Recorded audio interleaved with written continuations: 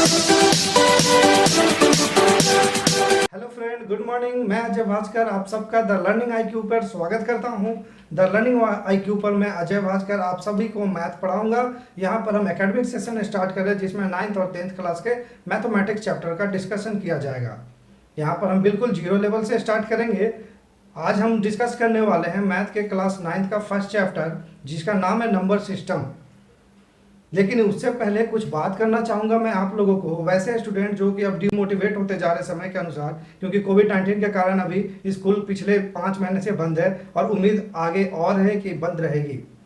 अभी कोई भी क्लियर नहीं हुआ है कि स्कूल कब से खुलेंगे, हमारा एकेडमिक कब से स्टार्ट होगा, और इसके कारण घर में बैठे बैठे स्टूडेंट अपने जितने भी मैथ्स के नॉलेज हो या साइंस का नॉलेज, इंग्लिश का नॉलेज, सारी चीज़ भूलते जा रहे हैं। तो हमारी टीम का यह प्रयास रहेगा कि आपको वो सारा चीज़ रिवीजन कराएं ताकि आगे जब भी एकेडमिक स्टार्ट हो तो आप उसे इजीली कवर कर सकें। ऐसा नहीं है, एकेडमिक में ये भी हो सकता है कि आपको घर बैठे डिजिटली एग्जाम होगा और आपको आगे जाकर डिग्री दे दिया जाएगा। जैसा कि अभी देखें आप CBSE का कुछ एग्जाम परफॉर्मेंस बेस पे मार्क्स देकर उसका रिजल्ट निकाल दिया गया। तो इनके सिचुएशन ये भी हो सकता है। तो हमें हर तरह से प्रिपेयर रहना है, इसीलिए आप लोग अपना पढ़ाई जारी रखिए।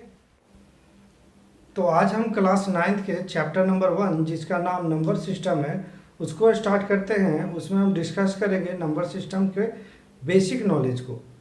बेसिक नॉलेज में सबसे पहले जो आप 8वां क्लास में पढ़े हैं उससे थोड़ा सा रिवीजन किया जाएगा कि नंबर लाइन होते क्या हैं, नंबर सिस्टम पढ़ने से हमें क्या बेनिफिट होता है, आखिर ये नंबर सिस्टम हम लोग पढ़ते क्यों हैं, ये सारे सवाल का आंसर इस वीडियो में आपको मिलेगा।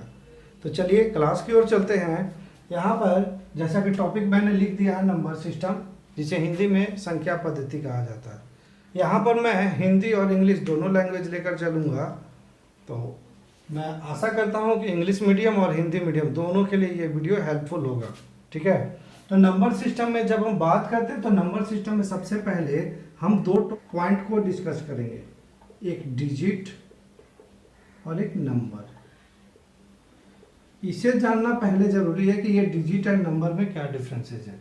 जैसे मैं यहाँ पर एग्जांपल लिया 32, तो ये 32 इसके अंदर 3 और 2 है और इसे अगर टोटल मिलाकर कहा जाए तो ये 32 या 32 है।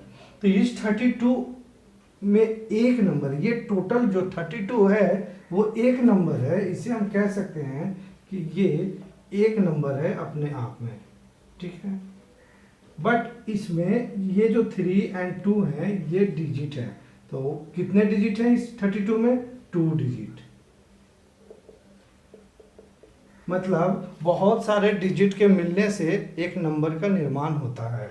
जैसे अब यहाँ पर मैं कह दिया ये हमारा 4, 5, 6, 7, 8, ये कितने नंबर हैं इसमें? तो मैं कहूँगा कि ये 45,678 ये एक नंबर है, ये एक नंबर है। बट इसमें 1, 2, 3, 4, 5 टोटल डिजिट हैं, 5 डिजिट हैं। उसी प्रकार अब यहाँ पे अगर ऐसे दे दिया जाता है ये 4, 5, 6, 7, 8, अगर इनके बीच में कॉमा लगा दिया जाता जैसे 4, 5, 6, 7, 8, तो यहाँ पर देखिए 4 और 5 के बीच में कॉमा है। कॉमा है मतलब कि ये नंबर को अलग कर रहा है। तो यहाँ पे 4 कॉमा है, 4, 5 मतलब कि 4, 5, 6, 7, 8 ये अपने आप में एक नंबर है। मतलब कितने नंबर हो गए? 1, 2, 3, 4, 5। तो टोटल कितने नंबर है? 5 नंबर हैं, बट इनमें हर में एक एक डिजिट है। तो हम लिख सकते हैं सबके पास एक डिजिट है। मतलब ये सारे जो नंबर हैं वो एक डिजिट वाले नंबर हैं। यहीं पे अगर मैं एक और एग्जांपल लेता हूं, जैसे ये हमारा 23 है, ये 455 है। यहाँ पे टोटल ये 2 नंबर है। 23 is the 1 number and second one is the 455। ठीक है, बट 23 के पास 2 डिजिट हैं एंड 455 नंबर के पास 3 डिजिट हैं। तो उम्मीद करता हूं कि आपको नंबर एंड डिजिट में डिफरेंसेस समझ में आया होगा। देखिए हम बेसिक से चल रहे हैं, इसीलिए बेसिक चीज़ों को जानना जरूरी है। हम ऊपर ऊपर पढ़ाएंगे, पता चला आपको नंबर और डिजिट में ही अंतर नहीं पता है। तो सबसे पहले इस पॉइंट को क्लियर कीजिए। नहीं समझ में आया तो वीडियो को फिर से रिपीट कीजिए और समझिए इस चीज़ को पहले कि नंबर एंड डिजिट में क्या होता है। अब हम पढ़ेंगे इसके बाद नंबर लाइन के बारे में। नंबर लाइन आपने क्लास 8 क्या क्लास 6 से ही पढ़ते आ रहे हैं। नंबर लाइन में संख्याओं का प्रदर्शन होता है, वहाँ पर हम बहुत सारे संख्याओं को दिखाते हैं। तो नंबर लाइन हमारे लिए किस तरह से हेल्पफुल है, आखिर गवर्नमेंट ने इसमें क्या खासियत देखा जो हमारे सिलेबस में ऐड किया, ये पहले जानते हैं। देखिए बचपन में हमें दे दिया जाता था ये -3 एंड -4, बताइए दोनों में से कौन बड़ा है। हम बहुत कंफ्यूज होते हैं आखिर। और अगर यहाँ पे दे दिया जाता है ये 3 एंड 4, तो यहाँ पे हमें मैम ने सिखाया कि 4 इज ग्रेटर देन 3 एंड यहाँ पर -3 is greater than 3, greater than -4। तो यहाँ पर हम कंफ्यूज हो जाते थे। बचपन का दिमाग अपना वैसा ही रहता है, अभी भी आप लोग कोई ना कोई इसमें कंफ्यूज करते ही होंगे कि कौन सा बड़ा है। तो ये ना नंबर लाइन से क्लियर होगा। नंबर लाइन यहाँ पे आपको हेल्प करेगा कि आप सबसे पहले संख्या को समझ सके कि कौन सी संख्या बड़ी है कौन सी संख्या छोटी है। नंबर लाइन हेल्प करता है। अब यहाँ पे देखिए -3 है और ये +4 है। जब नंबर लाइन पर हम शो करेंगे ये नंबर को, तो अपने आप हमें क्लियर होते चला जाएगा कि ये कौन बड़ा है कौन छोटा है। प्लस में अगर यहाँ पे दे दिया गया नंबर 3 में क्या ऐड करें, या नंबर 3 में अगर 2 ऐड करते तो कितना आएगा, ये सारा जोड़ने का सिस्टम नंबर लाइन से लिया गया है। जैसे अगर -4 अगर हम इसे कैलकुलेट करते तो कितना आएगा, ये भी नंबर सिस्टम से कैलकुलेशन होता है। ठीक है, तो यही सब चीज़ बेसिक चीज़ों को जानने के लिए हमें नंबर लाइन का नॉलेज होना बहुत ज़रूरी है। तो आइए सबसे पहले हम नंबर लाइन सीखते हैं। नंबर लाइन में एक आपको पता है कि हमारा 3 क्वाड्रेंट होते हैं, लेकिन हम 2D में मात्र 2 एक्सेस की बात करते हैं। जैसे ये हमारा x एक्सिस होता है, ये y एक्सिस होता है। तो यहाँ पर हम x एक्सिस पर एक लाइन ड्रॉ करते हैं और यहाँ पर मान लेते हैं ये 0 है। ठीक है, ध्यान से समझिएगा। अब 0 से दाहिनी तरफ यानी कि राइट साइड जब चलेंगे तो वो हमेशा पॉजिटिव वैल्यू जाएंगे। जैसे 1 2 3 4 5 6 7, ऐसे ही ये बढ़ते चला जाएगा। वैसे ही अगर हम लेफ्ट हैंड की तरफ आते हैं 0 से, तो ये हम -1 -2 -3 -4 और -5, ऐसे ही ये और आगे बढ़ते चला जाएगा।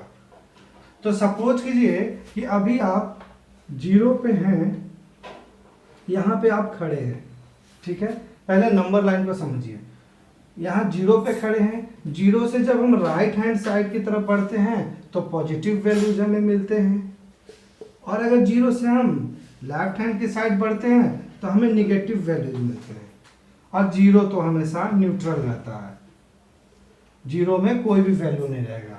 ठीक है, तो यहाँ पर ये जितने भी प्लस वाले हैं, अगर मैं यहाँ से चलना स्टार्ट करता हूँ एक बैग लेकर, सपोज कीजिए ये बैग लेकर मैं इधर की ओर चलते जा रहा हूँ और जितने भी नंबर आ रहे हैं उस नंबर को मैं बैग में डाल रहा हूँ। ठीक है, तो सबसे पहले मैं 0 से 1 की तरफ चला तो ये 1 बैग में 1 आया सबसे पहले, तो 1 को मैं बैग में डाल दिया यहाँ से उठाकर। फिर आगे बढ़ा तो 2 आया, 2 को भी मैं बैग में डाला। फिर आगे गया ये 3 आया, 3 को भी डाला। 4 आया, 4 को भी डाला। तो यहाँ पर हम देखते हैं कि 5 6 7 8 9 10 11 12 13 100 1000 लाख सारे इसमें आते चले गए। ठीक है, तो ये जो सारे नंबर हैं ये पॉजिटिव है। तो इस थैले में सिर्फ पॉजिटिव नंबर इसमें शामिल हुए। तो इस थैले में जो पॉजिटिव नंबर जितने भी ऐड हुए हैं, जैसे 1 से लेके इनफाइनाइट तक, तो इसे ही कहा जाता है नेचुरल नंबर। नेचुरल नंबर, जिसे आप कह सकते हैं प्राकृतिक संख्या।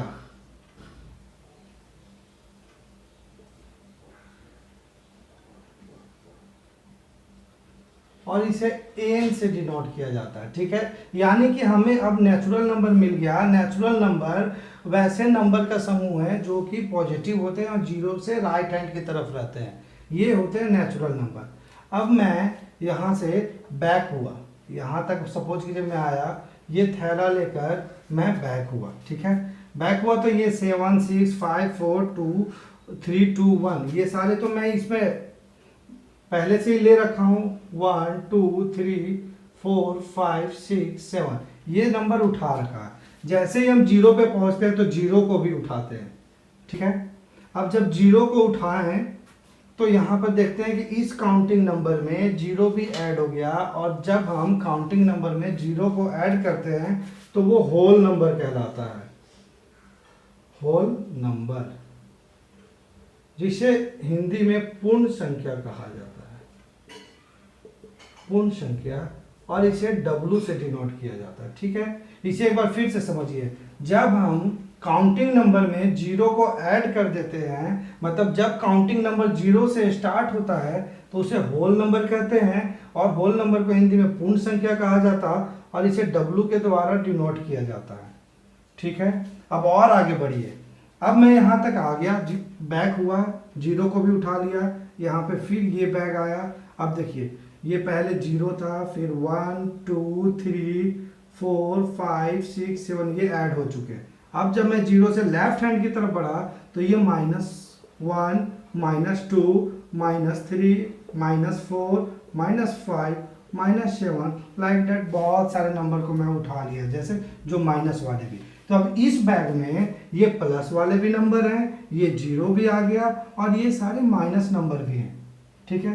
तो जब ये प्लस जीरो और ये माइनस वाले जो नेगेटिव वाले जो नंबर है, ये सब जब एक खट्टे मिल जाते हैं तो इन्हीं को हम लोग इंटीजर कहते हैं, इंटीजर्स कहा जाता है, और इन्हें हिंदी में पूर्णांक संख्या कहते हैं, पूर्णांक संख्या। इसे इंटीजर्स नंबर लिख लीजिएगा, यहाँ स्पेस की कमी इसीलिए मैं छोटा छोटा लिख रहा हूँ, लेकिन आप लोग अपने नोटबुक में अच्छे से नोट कीजिएगा। इसे पूर्णांक संख्या कहते हैं, और इंटीजर को जेड से डिनोट किया जाता है, कैपिटल जेड, ठीक है। अब देखिए यहाँ तो हमने अब सीख लिया प्राकृतिक संख्या, नेचुरल नंबर क्या होते हैं, होल नंबर क्या होते हैं, और इंटीजर्स क्या होते हैं। एक यहाँ पर आप देखिए, ये जैसे ये पॉजिटिव वैल्यू है 0 1, ये 1 से 2, तो इसके बीच में कहीं कहीं 1/2 हो जाता है, 1/2। फिर अगर इसे हम करते हैं, ये कैलकुलेशन होता है जब ये फर्स्ट एंड लास्ट नंबर को जोड़कर 2 से डिवाइड करते हैं, तो जैसे ये 2 and 3, तो यहाँ 3/2, यहाँ 5/2। तो इस तरह के जो नंबर हैं 1/2, 3/2, 5/2, इसे कहा जाता है परिमेय संख्या। परिमेय संख्या यानी कि रैशनल नंबर, परिमेय संख्या यानी कि रैशनल नंबर। तो इस रैशनल नंबर को समझने के लिए सबसे पहले आप ये नोट डाउन कीजिए, उसके बाद मैं इसे रफ करता हूं, फिर समझेंगे रैशनल नंबर क्या होता है। प्यारे बच्चों, आइए अब हम लोग रैशनल नंबर यानी कि परिमेय संख्या सीखते हैं। देखिए ये एक नंबर लाइन है, और इस नंबर लाइन में जीरो जो कि न्यूट्रल होता है, जिसपे कोई साइन नहीं होते। जीरो से जब हम राइट की तरफ बढ़ते हैं तो पॉजिटिव वैल्यूज हमें मिलते हैं, एंड जब लेफ्ट की तरफ बढ़ते हैं तो हमें निगेटिव वैल्यूज मिलते हैं। इतना तो आपको अभी याद होना चाहिए नंबर लाइन पर, ठीक है। अब इस नंबर लाइन में हम देख रहे हैं, अभी जो लास्ट में जो नंबर लाइन का फिगर ड्रॉ किया था, वहां पे मैंने इस टाइप का कोई भी नंबर नहीं लिखा था, बट यहाँ पर अब मैंने ये दो नंबर के बीच में एक ऐसा नंबर लिखा जो कि P/Q के फॉर्म में है। ये बाय डिवाइड का साइन होता है, जिसे हिंदी में बट्टा भी कहा जाता है, P/Q, ठीक है। तो ये देखिए पॉजिटिव की तरफ भी ऐसी वैल्यूज आ रहे हैं और निगेटिव की तरफ भी ऐसी वैल्यूज आ रहे हैं। तो यहाँ पर हम कह सकते हैं कि जब कोई संख्या P/Q के फॉर्म में हो, जहां पर Q का वैल्यू कभी भी जीरो ना हो, यानी कि Q not equal to zero, तब इस संख्या को हम लोग कहेंगे एक परिमेय संख्या।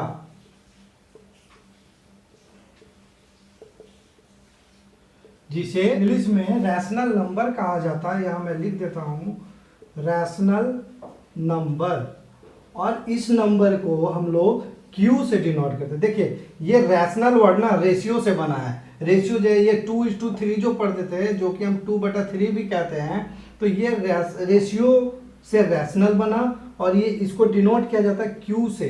तो Q से कोशिएंट पढ़े ना, डिविडेंड, डिवाइजर, रिमाइंडर, कोशिएंट, तो वो कोशिएंट से ये Q बना, और Q से डिनोट किया जाता है कोई भी परिमेय संख्या यानी कि रैशनल नंबर को।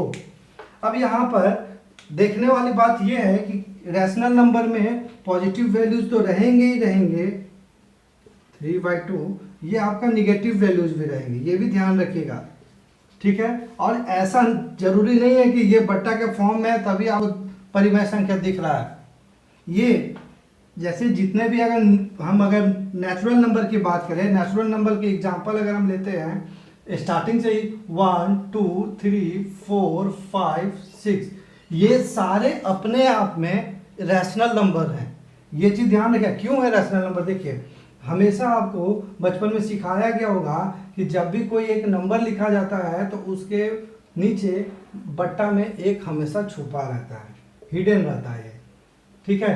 तो जब ये एक जब हम लगाते हैं, जैसे 2 को हम 2/1 लिख दिए, तो 2 तो P हो गया और 1 Q। अब Q 0 के से बड़ा है, 0 इक्वल टू तो नहीं ना है, मैंने क्या बोला था, P/Q के फॉर्म में होना चाहिए और Q नॉट इक्वल टू 0 होना चाहिए। तो यहाँ क्या Q 0 है, नहीं है, Q 1 है। तो जब 1 होगा तो जितने भी आपके नेचुरल नंबर, होल नंबर या इंटीजर्स, सारे नंबर अपने आप में एक रैशनल नंबर है। ये सारे जो अब तक मैं पढ़ाया ये बेसिक पॉइंट थे नंबर सिस्टम के। अब यहाँ पर आपके मन में आता होगा कि सर हमने ये बेसिक चीज़ों को सीखा लेकिन इसका यूजेज क्या है। तो आपका जो एनसीईआरटी का फर्स्ट चैप्टर है और फर्स्ट चैप्टर का जो एक्सरसाइज 1.1 है उसमें इसी प्रकार के सवाल दिए गए हैं। मैं एक बार सवाल को रीड करता हूँ, आप लोग सुनिए ध्यान से। देखिए एक्सरसाइज 1.1 में फर्स्ट सवाल है, इज 0 अ रैशनल नंबर। क्या 0 रैशनल नंबर होता है? अब देखिए 0 क्या रैशनल नंबर होगा? आप खुद सोचिए, 0 के नीचे हम 1 लगा सकते हैं, तो 0 के नीचे हम 1 लगा सकते हैं, 0 के नीचे हम 2 भी लगा सकते हैं, 0 के नीचे हम 3 भी लगा सकते हैं। जब और देख रहे हैं कि P हम क्या पढ़े थे कि P/Q के फॉर्म में होना चाहिए, जहां पे Q नॉट इक्वल टू 0 होना चाहिए, ना कि P नॉट इक्वल टू 0 होना चाहिए। P 0 हो सकता है लेकिन Q 0 होना नहीं चाहिए था। अब जब Q 0 नहीं है तो हम आराम से कह सकते हैं कि 0 एक रैशनल नंबर है। पहला प्रश्न यही था कि is 0 a rational number, can you right it in the form of P/Q where P and Q are integers and Q not equal to 0. So yes, we write 0 in the form of P/Q where Q is not equal to 0 when we take number 1 2 3, ठीक है। तो ये आपका first का answer हो गया। Exercise 1.1 का पहला क्वेश्चन का आंसर है कि 0 एक रैशनल नंबर है क्योंकि इसके नीचे हमेशा 1 2 3 हो सकता है, ठीक है। अब हम सेकेंड सवाल की तरफ चलते हैं जो कि है find 6 rational number between 3 and 4। Second number का सवाल है कि हमें 5 रैशनल नंबर प्राप्त करना है 3 and 4 के बीच में।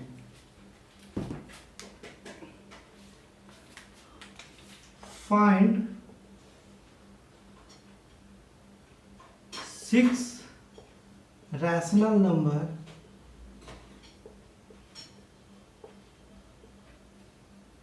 Between 3 and 4। 3 and 4 के बीच में, हाँ 3 and 4 के बीच में हमें 6 रैशनल नंबर निकालना है। तो आइए सीखते हैं कि रैशनल नंबर कैसे निकाले दो नंबर के बीच में। ये 3 and 4 दो नंबर है, तो ये देखिए एक नंबर लाइन ड्रॉ कीजिए सबसे पहले, ठीक है। यहाँ पे आप 3 लिख दीजिए, यहाँ ये इस पे छोड़ दिए 1 2 3 4 5 और 6, 1 2 3 4 5, एक और ये 4। इतने जगह पे आपको रैशनल नंबर लिखने हैं। अब रैशनल नंबर लिखने का तरीका क्या है, देखिए यहाँ 3 and 4 को सबसे पहले ऐड कीजिए। पहला स्टेप 1 में जो दो नंबर दिया हुआ है उसको ऐड कीजिए, 3 + 4 और उसको 2 से डिवाइड कर दीजिए। तो जब मैं ऐड करता हूँ तो 4 और 3 ऐड करने पर 7, ये ऐड करने तो आता है ना नंबर लाइन पर। जैसे ये अगर 3 था, जैसे ये एक मैं समझा रहा हूँ, ये यहाँ 0 है, 1 2 3 और ये 4 5 6 7 8 ये है। तो अब यहाँ पे 3 है, तो ये नंबर को ले लीजिए। अब +4 है, प्लस का मतलब होता है आगे बढ़ना, ठीक है, प्लस का मतलब होता है आगे बढ़ना। तो कितने बार आगे बढ़ेंगे? 4 बार, 1 2 3 4, तो कितना आया? 7। तो 3 और 4 कितना होता? 7 होता। ये नंबर लाइन पे जोड़ने हमें सिखाया गया था बचपन में, इसीलिए तो मैं कहा कि जितने भी जोड़ घटाव है ये सारे नंबर लाइन पे ही पॉसिबल है, लेकिन हमारे सामने बताने वाला कोई नहीं था, जिसके चलते हमारा दिमाग या ध्यान उधर नहीं गया कि सारा खेल तो नंबर लाइन का है। ठीक है, अब देखिए ये जब 7/2 हुआ, अब इस 7/2 को आप अलग लीजिए। अब स्टेप 2 में आप ऐसा कीजिए, ये 7/2 आप बीच में लिखिए, 7/2 1 2 3 4 5 6, यहाँ कहीं पे भी आप लिख सकते हैं 7/2। अब क्या करते हैं कि स्टेप 2 में हम ये 3 और 7/2 को ऐड करते हैं, ठीक है, और 3 और प्लस 7/2 करते हैं। यहाँ पे 1 आपका डिनोमिनेटर में है, एलसीएम लेते हैं 2 और ये आ जाएगा 3 2 6 + 7 मतलब 13/2। 13/2 आया, इसको यहाँ लिखिए, ठीक है। अब ये 13/2 स्टेप 3 में आप आगे बढ़िए, इस 13/2 और 3 को अब ऐड कीजिए, 3 + 13/2। अब इसे जब आप कैलकुलेट कीजिएगा तो यहाँ पे 2 एलसीएम आएगा, ये 6 + 13 मतलब 19/2, तो यहाँ पे आप 19/2 लिख सकते हैं, ठीक है। ऐसे ही रैशनल नंबर निकालना है। एक बार आप दोनों को जोड़ दीजिए, दोनों का जोड़ को आप कहीं भी लिख लीजिए, उसके बाद पहले स्टार्टिंग और इस जोड़ को आप उसको ऐड कीजिए, स्टार्टिंग एंड इस रैशनल नंबर को। अब स्टार्टिंग इस रैशनल नंबर को ऐड करने के बाद एक और वैल्यू आता है, उसे यहाँ लिखिए, फिर ये दोनों को ऐड कीजिए, वो निकलेगा। अब यहाँ पे आगे बढ़ते चलिए इसी प्रकार, जैसे स्टेप 3 हो गया। अब स्टेप 4 में आइए, स्टेप 4 में 7/2 + 4 को ऐड कीजिए, 4 + 7/2 यहाँ पे ऐड कीजिएगा, तो ये 8 + 7 आएगा /2 मतलब 15/2। तो यहाँ पे आप 15/2 लिख सकते हैं। अब स्टेप ऐसे ही आगे बढ़िए, स्टेप 5 में 15/2 + 4, ठीक है। अब यहाँ पर इसी ऐड कीजिए, तो यहाँ पे 2 एलसीएम आ गया, ये 15 और ये 4 2 8 मतलब 5 5 10 और 3 23/2 यहाँ का, तो यहाँ पे लिख सकते हैं 23/2, ठीक है। उसी प्रकार आगे और निकाल सकते हैं स्टेप 6 में कि ये आप 4 के साथ 23/2 को ऐड कीजिए। यहाँ पे जब आप एलसीएम लीजिएगा, ये 8 + 23 इसको ऐड कीजिएगा, तो 23 और 7 31 हो गया, ये 31/2, तो यहाँ आप 31/2 लिख सकते हैं। तो यहाँ पर हमने देखा 19/2 13/2 7/2 15/2 23/2 एंड 31/2, ये 6 रैशनल नंबर 3 और 4 के बीच में पॉसिबल है। और भी निकाले जा सकते थे। अगर 7 बोलता तो ये दोनों को ऐड कर दीजिए, 8 बोलता तो ये दोनों को ऐड कर दीजिए, 9 बोलता कोई भी 2 डिजिट को ऐड कीजिए, आपको फ्रैक्शनल नंबर मिल जाएगा। इसके एक और तरीका है फ्रैक्शनल नंबर निकालने का, ये तरीका नंबर 1 था, मेथड 1 था। अब मेथड 2 को हम सीखेंगे, चलिए करते हैं। प्यारे बच्चों, अभी हमने 2 नंबर के बीच में रैशनल नंबर कैसे निकालते हैं उसका मेथड 1 तरीके को सीखा। अब हम मेथड 2 तरीके की ओर बढ़ते हैं, और मेथड 2 तरीका थोड़ा सा कॉन्सेप्चुअल है, लेकिन है बहुत दमदार। अगर आप मेथड 2 को सीख लेते हैं तो मेथड 1 कभी यूज नहीं कीजिएगा। तो चलिए मेथड 2 को आप अच्छे तरीके से समझिए। सवाल में जैसा कि दिया गया है कि आपको 3 और 4 के बीच में 6 रैशनल नंबर ज्ञात करने हैं। तो ये सबसे पहले हम देखते हैं 2 नंबर कौन कौन से दिए हुए, 3 और 4, और कितने रैशनल नंबर निकालने हैं, 6 रैशनल नंबर निकालने हैं। इसीलिए सबसे पहले हम लोग करेंगे पहला स्टेप 6 + 1, मतलब जितने भी रैशनल नंबर निकालने बोला जाएगा उसमें आप एक 1 ऐड कर दीजिएगा। जब 1 ऐड कीजिएगा तो ये आ जाएगा टोटल 7, ठीक है। अब हमारे पास 2 नंबर हैं, एक तो है 3 और एक है 4। तो अब हमें ये सोचना है, ध्यान से सुनिएगा, हमें अब ये सोचना है कि ये जो 7 है, 7 से हम किस नंबर को डिवाइड करें, 7 से हम किस नंबर को डिवाइड करें कि हमारा क्वोशिएंट 3 आएगा। ध्यान से देखिएगा, 7 से हम किस नंबर को डिवाइड करें ताकि हमारा क्वोशिएंट 3 आएगा। तो यहाँ पे आप देख रहे हैं 7 हमारा डिवाइजर है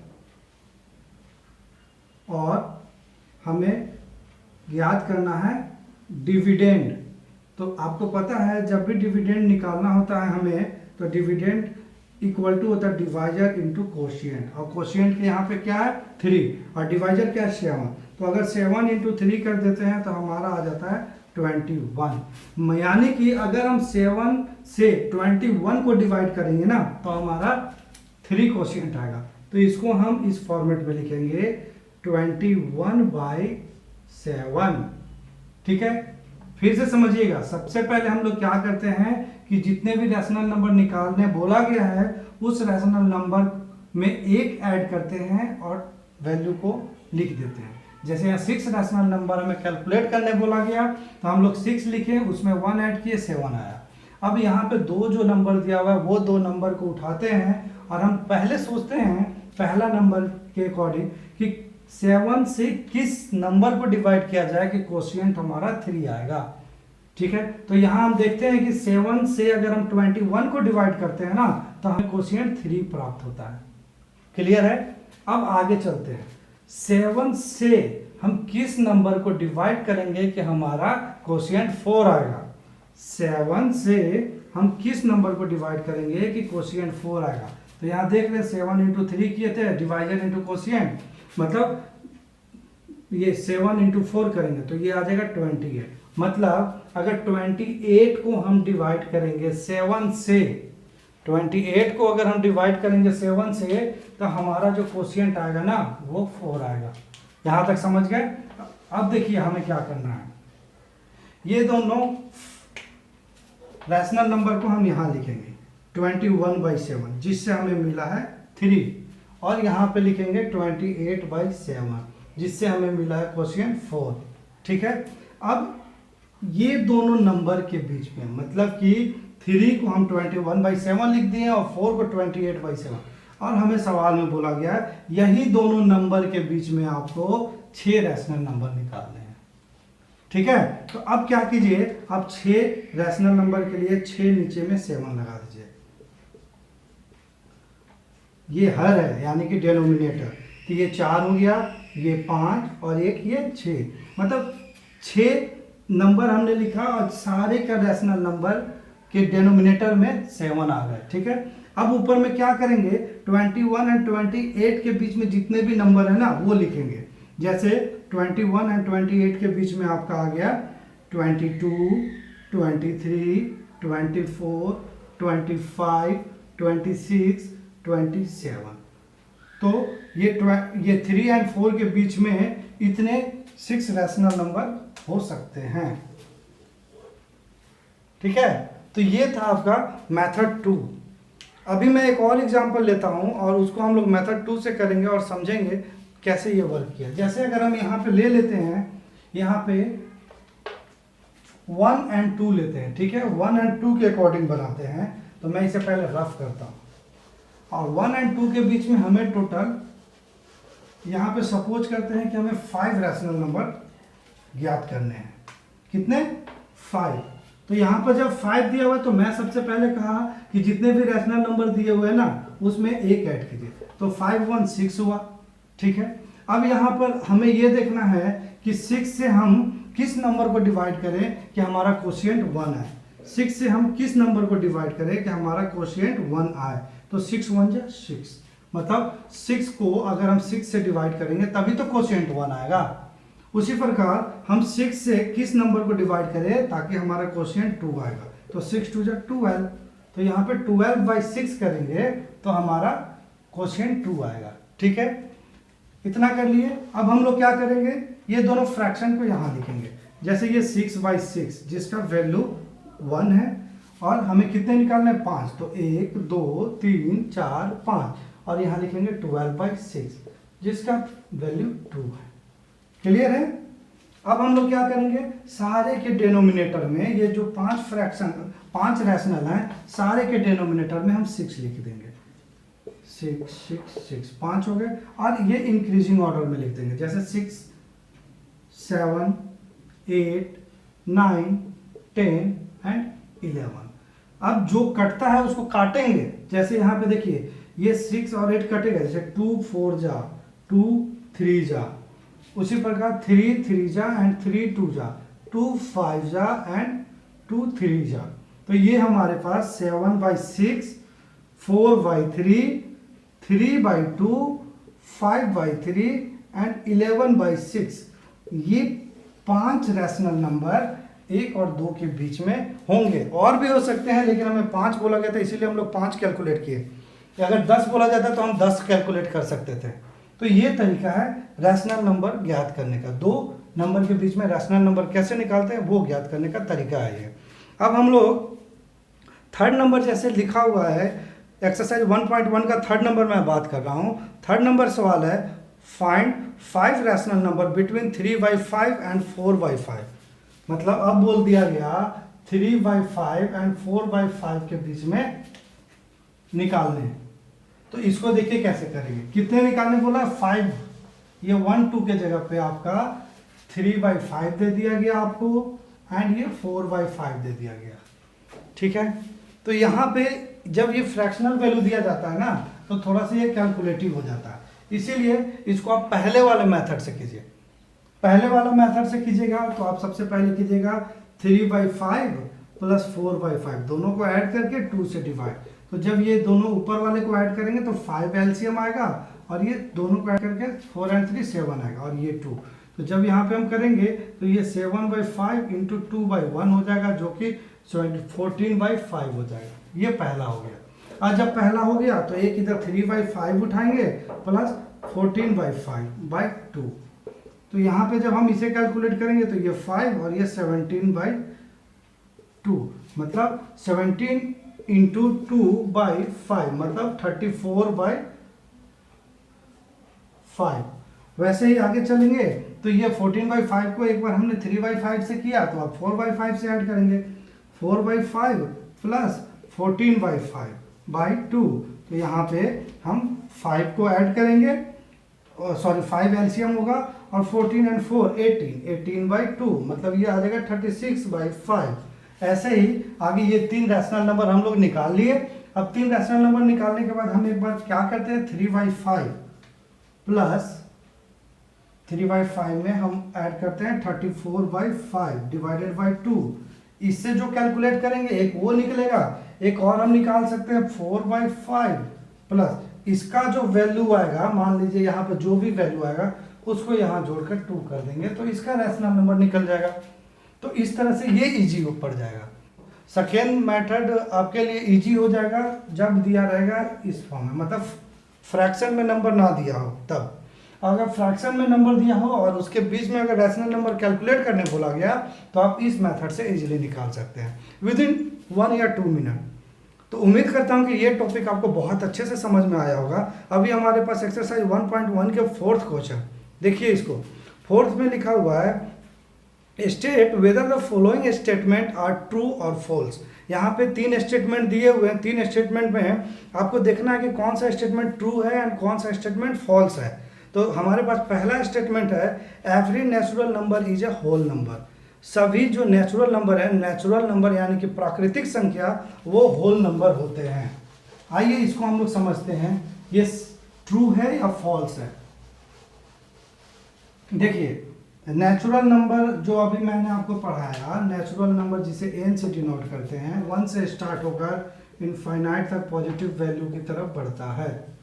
ठीक है, और अगर होल नंबर बताया कि अगर हम लोग काउंटिंग नंबर में 0 ऐड कर देते हैं तो ये होल नंबर कहलाता है। ठीक है, तो सवाल क्या दिया हुआ है, every natural number is a whole number, मतलब सभी नेचुरल नंबर क्या होल नंबर हो सकते हैं। तो हाँ बिल्कुल हो सकते हैं। देखिए 1 2 3 4 इसमें भी तो आ रहा है, इतनी इसके जो भी नंबर है 0 छोड़ के सारे तो होल नंबर में मौजूद हैं। तो हम कह सकते हैं कि सभी नेचुरल नंबर होल नंबर हो सकते हैं, लेकिन अगर बोला जाए कि क्या सभी होल नंबर नेचुरल नंबर हो सकता है, तो नहीं। क्यों नहीं हो सकता है? क्योंकि देखिए होल नंबर में जीरो है, क्या जीरो कभी नेचुरल नंबर हो सकता है? नहीं हो सकता। इसीलिए हम यहाँ पे इस पॉइंट को ध्यान से सुनिएगा कि सभी नेचुरल नंबर होल नंबर हो सकते हैं, लेकिन सभी होल नंबर नेचुरल नंबर कभी नहीं हो सकते। क्यों नहीं हो सकते? अभी मैंने आपको समझाया। अब देखिए सेकेंड स्टेटमेंट है, every integer is a whole number. अब इंटीजर क्या होता है? आपको मैं अभी पढ़ाया था, इंटीजर जेड से रिप्रेजेंट किया जाता है, जिसमें positive value, zero and negative value तीनों होते हैं। ठीक है, ऐसे ही था ना, -2, -1, 0, 1, 2, ये सारे इंटीजर्स होते हैं। तो क्या बोला गया कि सभी इंटीजर्स होल नंबर हो सकते हैं। तो बताइए आप ही, ये जो माइनस वाले जो वैल्यू है ये कभी होल नंबर हो सकते हैं? नहीं हो सकते, क्योंकि होल नंबर में तो सिर्फ जीरो और सारे पॉजिटिव वैल्यूज है, नेगेटिव वैल्यूज तो है नहीं। लेकिन इंटीजर में तो नेगेटिव वैल्यूज होते हैं, इसीलिए हम कह सकते हैं कि सेकेंड स्टेटमेंट फॉल्स है, फर्स्ट स्टेटमेंट ट्रू है। ठीक है, अब देखिए थर्ड नंबर है, every rational number is a whole number. अब रैशनल नंबर क्या होता है? सभी रैशनल नंबर होल नंबर हो सकते हैं, ये पूछा गया। रैशनल नंबर यानी कि परिमेय संख्या, क्या सभी परिमेय संख्या पूर्ण संख्या हो सकती है? तो देखिए ये थे आपके, ये तो इंटीजर थे। रैशनल नंबर क्या होता है? -1/2, -3/2, 0, +1/2 एंड +3/2। तो बताइए क्या होल नंबर में ये माइनस वैल्यू पॉसिबल है? नहीं पॉसिबल है। तो फिर कैसे हो सकता है? रैशनल नंबर कभी भी होल नंबर नहीं हो सकते हैं। ठीक है, तो ये भी हमारा फॉल्स है। तो प्यारे बच्चों, आज हमने एक्सरसाइज 1.1 आपको समझाने का कोशिश किया और कुछ बेसिक चीज़ों को भी समझाया। उम्मीद करता हूं कि आपको ये क्लास बहुत अच्छे से समझ में आया होगा। तो प्यारे बच्चों, आज हमने एक्सरसाइज 1.1 डिस्कस किया, जिसमें नंबर सिस्टम को बिल्कुल बेसिक से उठाया हूँ, जीरो से उठाया और बहुत अच्छे से समझाने का कोशिश किया आपको। और उम्मीद करता हूँ कि आप सभी को ये चीज़ समझ में भी आया होगा। ये हमारा जो एक एकेडमिक चैनल है जिसका नाम है द लर्निंग IQ, ये हम लोग आप ही के लिए बनाए हैं। तो इस चैनल को सब्सक्राइब कीजिए और बेल आइकन को ऑन रखिए, ताकि अगर कोई भी हम वीडियो आप आगे कभी भी डालते हैं तो आपको अपडेट मिलता रहे। ठीक है, और सबसे पहले अगर ये वीडियो पसंद आया हो तो लाइक कीजिए, ताकि मुझे मोटिवेशनल मिलते रहे और मैं आपके लिए और अच्छा वीडियो लेकर आया करूँगा। तो चलिए मिलते हैं नेक्स्ट वीडियो में। हम नेक्स्ट वीडियो में करेंगे एक्सरसाइज 1.2 और उससे पहले 1.2 से रिलेटेड कुछ बेसिक तथ्य पे डिस्कस करेंगे। ठीक है, तो मिलते हैं नेक्स्ट क्लास में। Tata, bye bye.